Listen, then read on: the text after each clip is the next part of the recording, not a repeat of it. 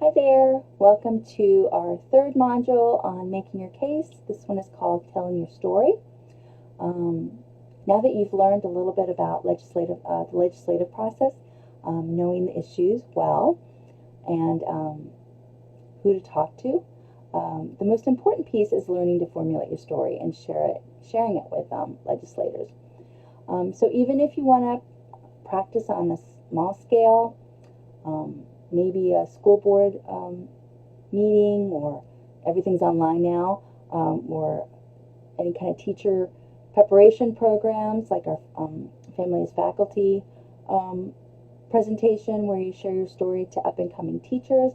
We invite parents and children with disabilities to speak at universities all the time. Again, probably going to be more of a Zoom event these days, but this will help you kind of prepare and learn how to formulate your story. So let's get started. One thing I will share about FND is that we are family driven and nonprofit 501c3. Family Network on Disabilities is a national network of individuals of all ages that may be at risk or have a disability or have special needs, and their families, professionals, and concerned citizens. Founded in 1985, came together really at a kitchen table. Families came together for mutual support, and basically it's a grassroots organization that for persons with disabilities and their families. It's like I said, family-centered, family-driven. So, one thing that makes FND unique is that the majority of our parent trainers and board of directors, management staff are either related to someone with disability or have a disability. Okay? What we're not. We do not act as attorneys or doctors. We're not sharing law or medical advice. We do provide information, resources, and support. Okay? So, what is the first step? Well, these are actually the different things we're going to be covering. Stories from your heart, how to organize your story. Story can even be in a handwritten letter. We'll talk about that. Phone calls, how to kind of deliver maybe a shorter version of your story, or even like what you might hear an elevator story, and then getting ready for public speaking. Okay. Stories often spur change in systems, change that sometimes even seems impossible to understand. So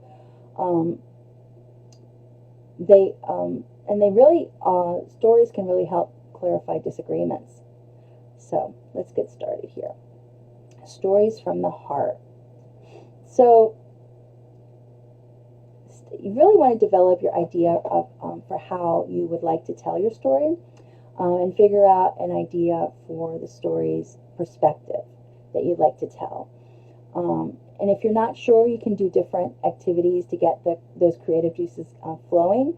You can brainstorm, drawing your ideas,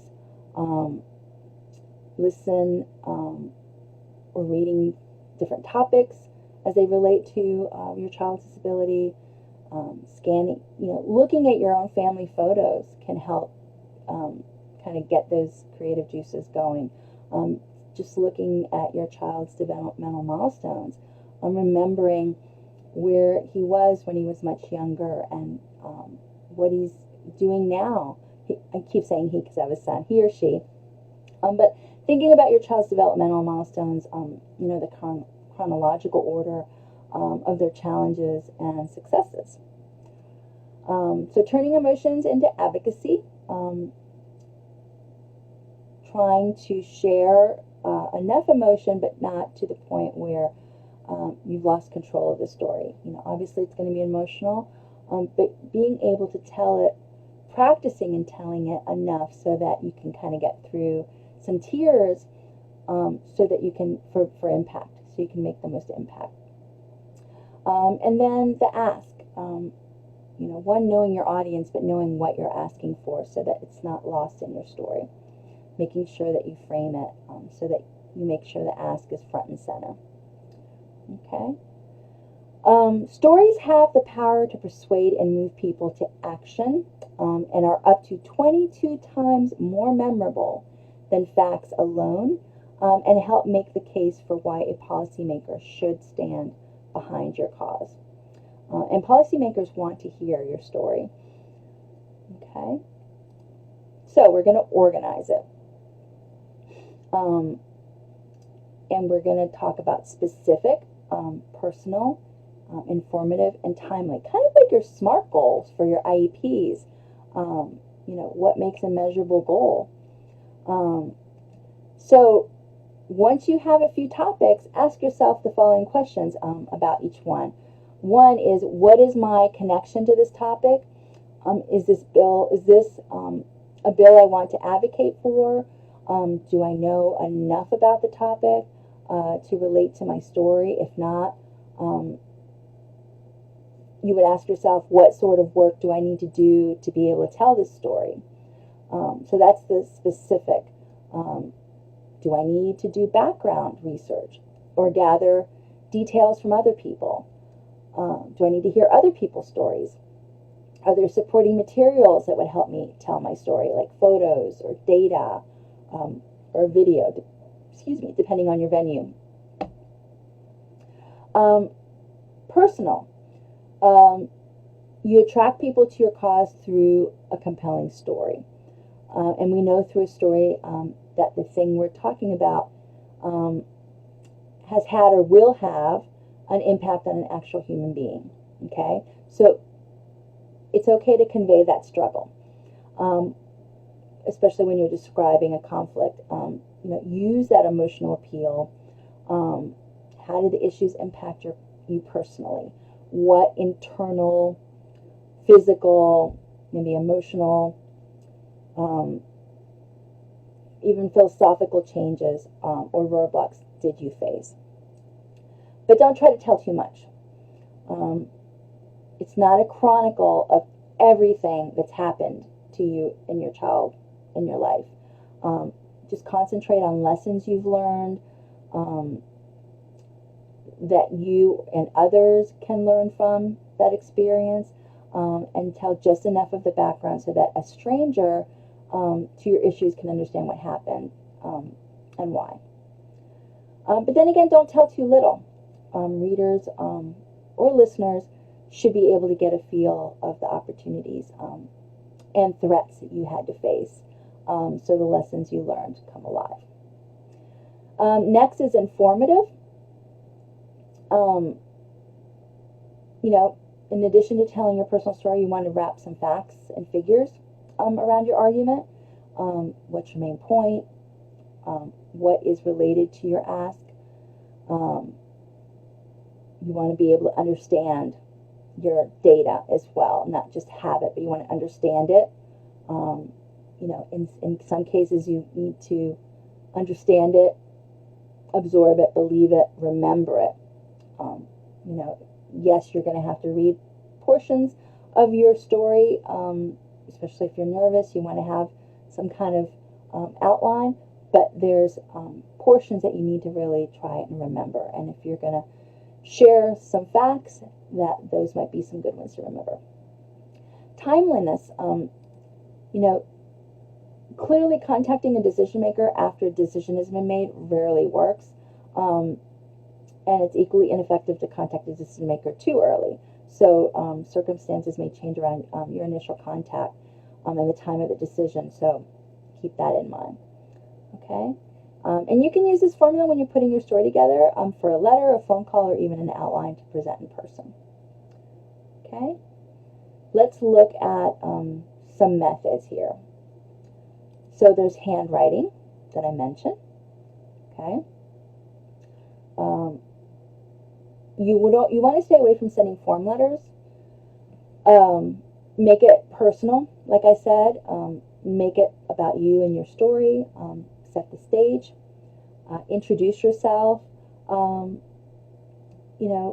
Don't forget, sometimes something as simple as that, you forget because you're nervous. Remember to introduce yourself, your child, where does your story take place, who's involved, what will happen if action is not taken.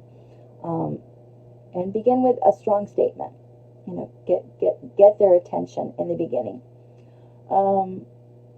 Make sure that you've identified specific legislation.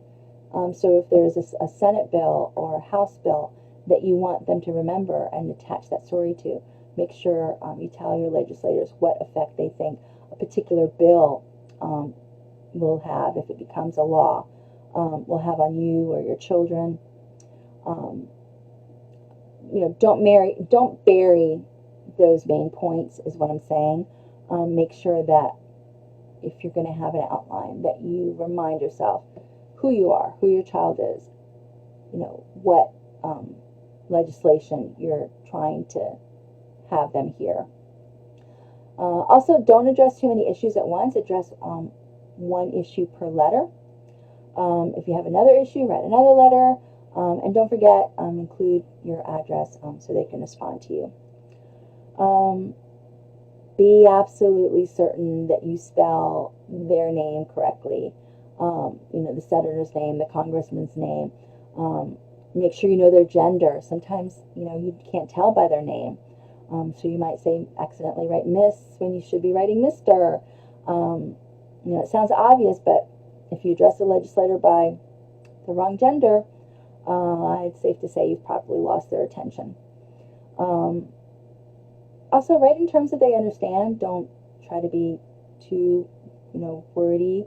Avoid acronyms, or if you do put them, make sure that you've defined the acronyms. Avoid buzzwords. They're not easily understood by someone unfamiliar with your issue. And we all know what that feels like for IEP meetings, so don't do it in this arena either.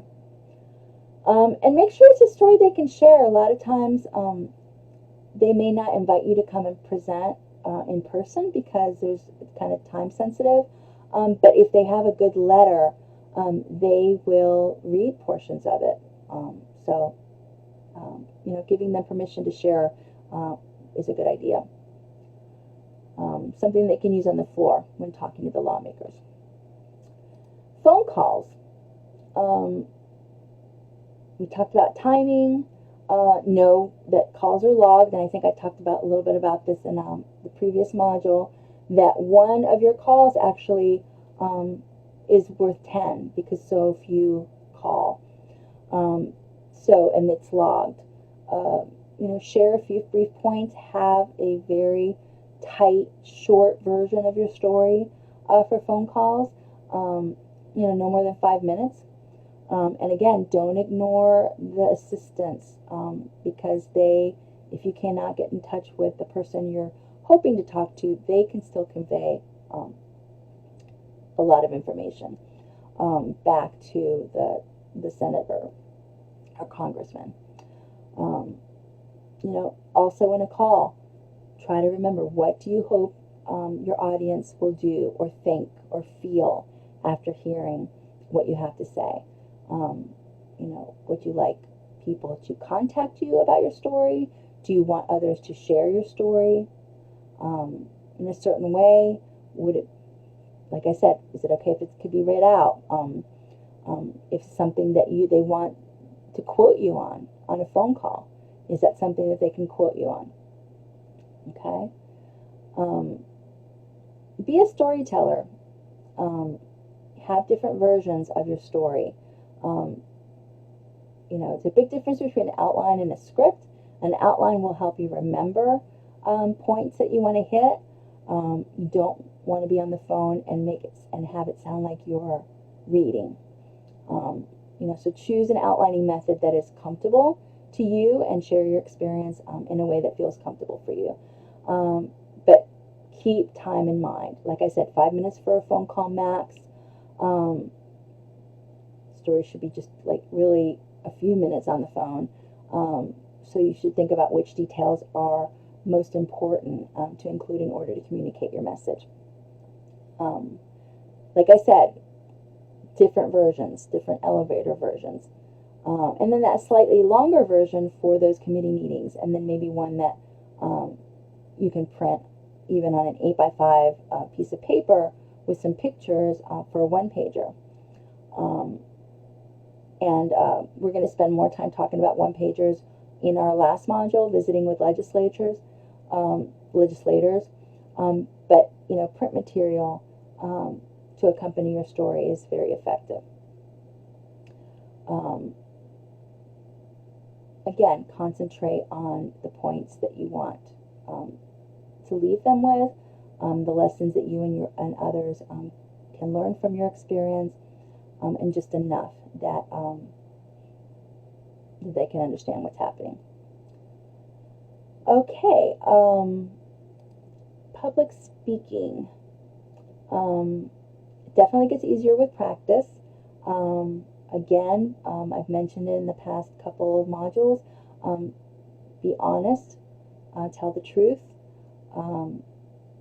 Legislative community is still small enough. You don't want it to be known that you don't know your facts, or that you're making up facts, or that you're not completely in the know of exactly what you want, what your ask is. Make your ask with emotion, but prioritize your requests. If you're nervous, sometimes working with props helps. Pictures, those one-pagers, something to leave behind. Anything that will help support your story. As far as telling the truth, it's important that all the information that you provide is accurate and up to date, to avoid that exaggeration for one, or other misinterpreting of information. So, if you don't have your facts right, it can be misinterpreted as misinformation, but it can also be interpreted as exaggeration. And you may not be trying to be malicious in any way, or trying to bend truth, but it could be misconstrued if you don't provide the correct information. Making a connection with your audience. Again, why should your audience care about the subject that you're wanting to talk about? The way that you tell a story. Prioritizing what's important, starting with a strong beginning. And we talked about props, leaving material.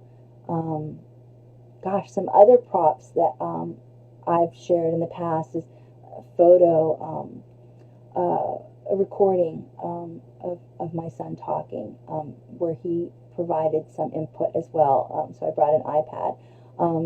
Child's artwork, communication notebook, like I said, audio, videotapes, clips, or other family members or team members as co-presenters. Like if you don't feel like you're ready, hand it off to someone that can deliver it with less emotion. Because if it gets lost in tears, they may not hear that message.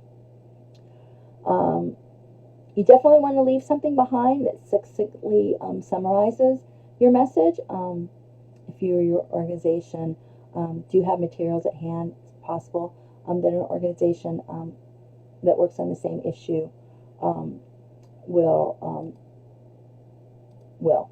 So if you don't have information, connect with those organizations that are fighting the same good fight, and you might be able to help share some of their materials.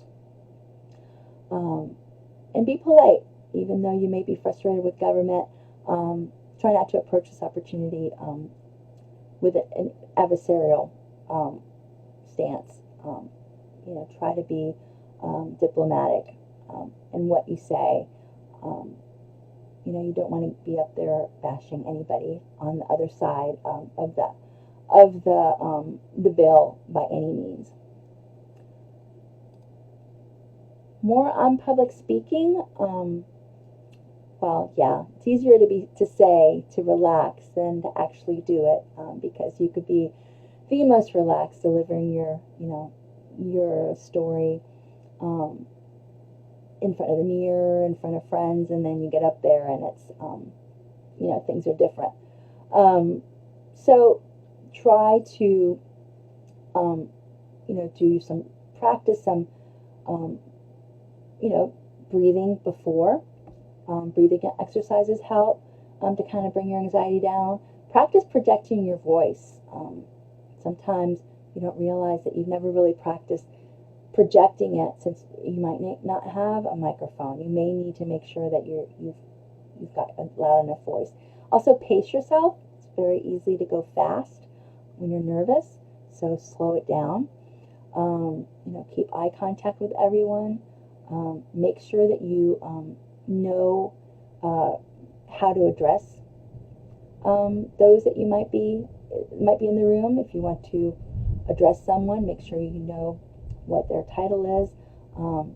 Sometimes you might want to use humor, but be very careful. Sometimes humor can kind of get upside down on you if you don't know who your audience is. Just kind of keep it straight. But just remember, there's no villains, and there shouldn't be any ultimatums when you're sharing your story. Some more tips when you're at the podium. Taking a few deep breaths, but also before you get up to the podium, slowly scan the audience for familiar faces and kind of key into them, for reassurance. More time than not, if someone realizes that you're checking in with them and looking at them, they're going to give you a smile to reassure you that you're doing great. Projecting, obviously, if it's a large audience, you hope that you get a microphone. In smaller groups, practice projecting.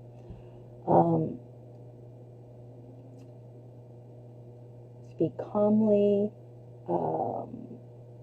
Practice telling your story slower than normal conversation style. It may seem weird, it may feel weird, but if you practice it slow, when you're actually doing it in person, you'll tend to speed up faster than what you're used to presenting, so hopefully that'll keep it kind of like at where you need it to be as far as pace. But remember, good listeners require some processing time, so it's good to go slow anyways.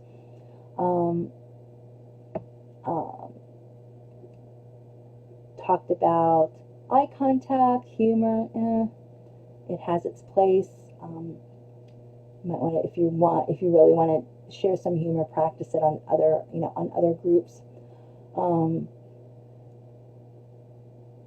Avoid making any one group, professional or parent, the butt of humor, of course. And any teasing and sarcasm are not a good idea. Because one person's idea of sarcasm, a sarcastic remark might be another's insult. So maybe just stay away from humor for now. Anyways, allow time for the end of your presentation for audience members to maybe ask questions. If someone asks you a personal question, maybe one that hits kind of a raw nerve, you can just say, I find that question difficult for me, and I would really rather not answer it. Or, I don't know, but I can find out for you. If you're on the spot and they're asking you for some data, especially if you can't answer it immediately. Don't vilify opponents. In fact, it's often helpful to acknowledge opposing views so that staff recognize that you have developed your position based on a careful evaluation of the facts and different positions. And this doesn't mean you should feel passionate about your position or shouldn't refute opposing argument, but it is critical not to give staff the impression that the information that you have presented is unreliable because it's colored by your intense feelings. So try to keep, that even tone to your voice as well. No ultimatum. So if he or she does not agree with me on this issue, I will not vote for him or her. carries very little weight in legislative office. Because for every person making the statement on one side of an issue, there's often another person making the same statement. So you might be thinking, gosh, this is great information, but what if I get up there? And like I said, sometimes your emotions get the best of you, and you can't even get a word out. And you might decide, I think I can do this. I know I have my wingman there if I need to, but I do not feel emotional right now in the moment. I'm going to get up there. I know what I have to say. I know my facts. I know my points. I know what my ask is. You got all of it, right? And you get up there, and what happens? Tears start coming out. Or not, but I know I got emotional my first time talking at a committee meeting. I think it was maybe because of the response that I saw from one of the representatives. I felt like they were truly listening to me. So I felt like I was seeing emotion on their face. But it was probably actually just nerves. They were a good listener. But even the most experienced speakers telling a story that reveals a personal or emotional time can be difficult. And crying's normal. Basically, what you need to do is just keep going. Don't feel embarrassed or feel the need to sit down. Obviously, if you're sobbing, that's different. But, if you feel tears coming, just kind of work through it. Act accordingly. Now, if you can't do this, then it is, that it is time to hand it off to your wingman and find someone to take those points. And then just wait until you're ready. Come back next year when you can tell it. But you want them to hear the story, just to help you. You're trying to get them to do something.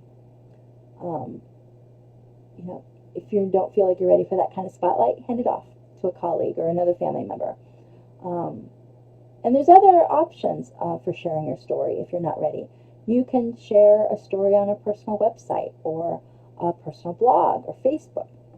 So many different ways, and now there's even digital programs that can help you formulate your story.